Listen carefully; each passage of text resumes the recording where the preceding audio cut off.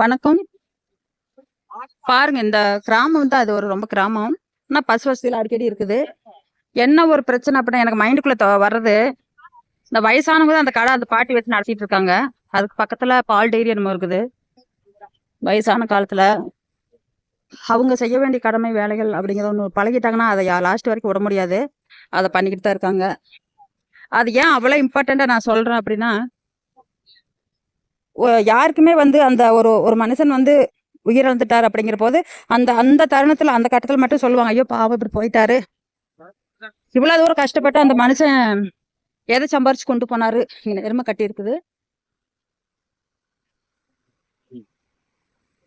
என்ன சம்பாரிச்சு கொண்டு போனாரு அந்த மனுஷன்? இத்தனை கஷ்டப்பட்டு சம்பாரிச்சு எல்லாம் விட்டுப்பட்டு போயிட்டா அப்படி. அதனால நமக்கு என்ன இருக்குது அப்படின்னு ஒரு வருத்தத்தோட எண்டா வாழ்க்கை இது அப்படின்னு சொல்லுவாங்க. ஆனா ஒரு 10 நாள் 15 நாள் அதுக்கப்புறம் ஒரு கல்யாணமோ இல்ல ஏதோ ஒரு ஃபங்க்ஷனோ இல்ல ஏதோ ஒரு கூட்டமா நடந்துச்சுன்னா இதை மறந்துடுவாங்க.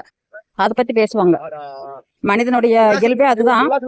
அது இயல்பு அப்படின்னா மனுஷன் வந்து அதை உருவாக்கிட்டது இல்ல.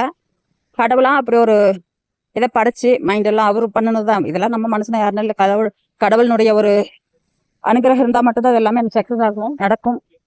அவர் நடத்தி வைக்கிறார், ஆட்டி வைக்கிறார். அதுதான் உண்மை. இது ஒவ்வொரு தருணமும் நினைப்பேன். எனக்கு நானே நினைச்சேன், எதுக்குடா இந்த பொழப்பு நமக்கு இப்படி?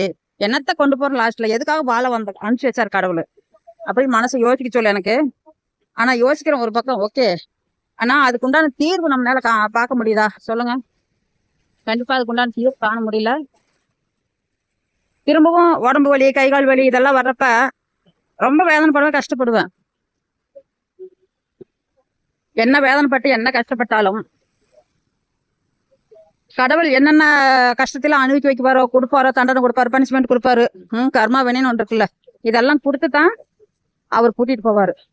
நம்ம நம்ம உயிர் வந்து ஆத்மா சாந்தி அடையணும் அப்படின்னா புண்ணியமும் சமமா இருக்கணும், கர்மா வினையும் சமமா இருக்கணும். ரெண்டும் ஒரே மாதிரி தெரசுல கரெக்டா நிக்கிற மாதிரி நிக்கவே நிக்காது. ஒன்னும் இந்த பக்கம் சாயும், ஒன்னும் அந்த பக்கம் சாயும். இது நடக்க வரைக்கும் வந்து நம்ம லைஃப் அப்படியேதான் போய்கிட்டு இருக்கும். கடவுள் கீழே அனுப்பிச்சுட்டுவார், நீ புண்ணியம் அதிகம் பண்ணிக்கிற, கொஞ்சம் கர்மத்தை பண்ணிட்டு வா அப்படின்னு அனுப்பிச்சுட்டுவார். அந்த கர்மம் பண்றதுக்கு நமக்கு தெரியாது, அவரா அனுப்பிச்சுடுவாரு. அது கர்மத்தை பண்றோமோ இல்ல புண்ணியத்தை பண்றோமோ தெரியாது. திரும்பவும் நம்ம ஒரு படைப்புல உயிர் போகும், மனுஷனா பிறந்து போறப்போ இல்ல வேற மிருகங்களா போறப்போ. அப்ப என்ன தோணும், நீ கர்மம் நிறைய பண்ணிட்டு வந்துட்ட, போய் கொஞ்சம் புண்ணியத்தை வாங்கி அதிகமா பண்ணிக்கிட்டு வா அப்படிம்பாங்க. இது என்ன பண்றதுங்க? இது எந்த விதத்துல நம்ம என்னத்த சொல்லி என்ன பண்ண முடியும்? சரி சமமா என்னைக்கு வர்றது, என்ன பண்றது? அப்படி இருக்குது பொழப்பு. ஏன் தம்பி